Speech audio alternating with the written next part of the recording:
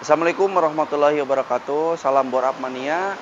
Bertemu lagi dengan saya di channel Bacip Moto, channel yang mengulas tentang 4 BRT berikut pemasangannya. Kali ini saya ada kesempatan upgrade motor Vario 150, tentunya dengan 4 BRT, yaitu blok piston seramik ukuran 63 mm, lengkap dengan packingnya dan juga ringnya. Nah, ada yang beda dengan Borap Vario 150 yang ini, karena keterbatasan dana kita akan sesuaikan dengan budget orang yang punyanya. Jadi untuk knock-and-as kita tetap menggunakan standar, injektor kita ganti ya. Untuk bagian silinder head ini nanti kita akan porting ya. Si headnya akan porting, tapi klep tetap menggunakan standar biar hasilnya lebih maksimal lagi. Oke, mau tahu seperti apa prosesnya dan hasilnya bagaimana? Silahkan tonton terus videonya. Ini head sudah saya porting. Selanjutnya kita bersihkan. Nanti kita pasang per klep, pelatuk, knock-and-as dan segala macam kita pasangkan. Tes hidup, gaspol.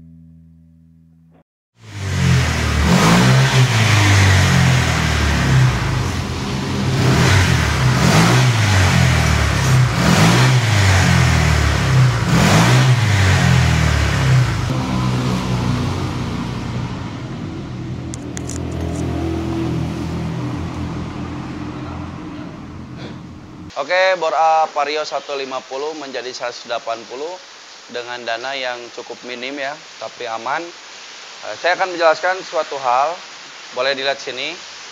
Ini saya, kalau Borap, khususnya ECU standar atau Juken, itu selalu saya cek kebutuhan mesinnya menggunakan AFR meter BRT. Nah, sebagai contoh, ini kita tadinya awalnya si injektor pakai yang 180 cc debitnya dari BRT, ternyata sesudah dites itu terlalu boros, terlalu basah kebutuhannya. Jadi kita oper menggunakan motor CB 150 injektornya. Nah, kita coba dilihat dulu seperti ini.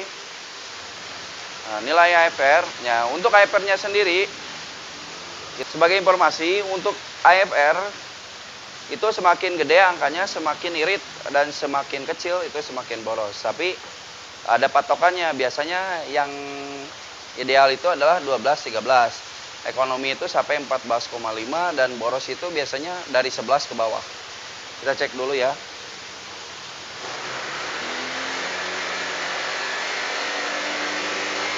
Untuk gas bawah tengah itu berada di kisaran 11,5 sampai 12-an. Jadi masih aman. Ya. Ini untuk gas bejaknya. Nah,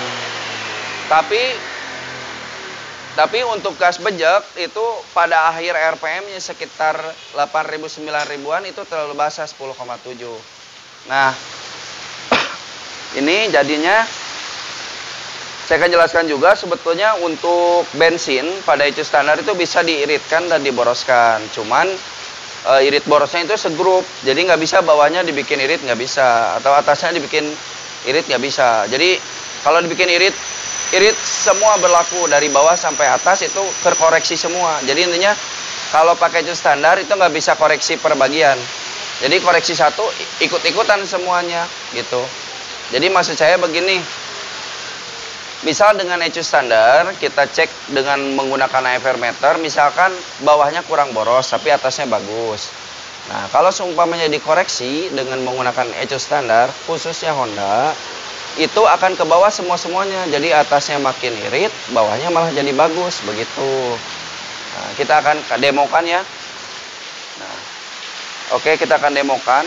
Sebetulnya untuk mode altitude ya, mode ketinggian itu semakin angkanya besar itu bukan semakin boros sebetulnya, tapi semakin irit. Nah, saya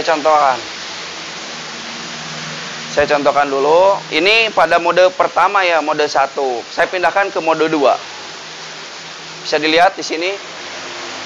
Dia akan kedip-kedip, pas kedipan kita tutup gas 1 2. Oke, tutup gas secara cepat. Oke, nanti jadi ada 2 kedipan. Ini, oke, 2 kedipan. Nah, udah 2 kedipan. Kita coba tes lagi AFR-nya. Kita nyalakan. Tadi kan rata-rata 11, sekian sampai 12 ya. Nah, sekarang bisa dilihat sini.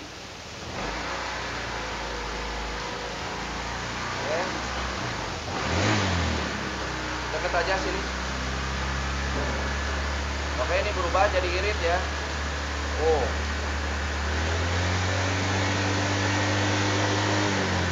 Pada saat gaspolnya dia terlalu irit.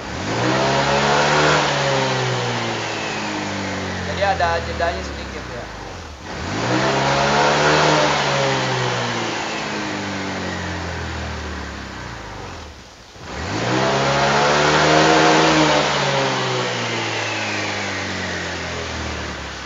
Oke, jadi begitu. Karena untuk mode 2 ini saya kira nggak terlalu aman ya, karena pada saat dia gas bejak itu terlalu irit.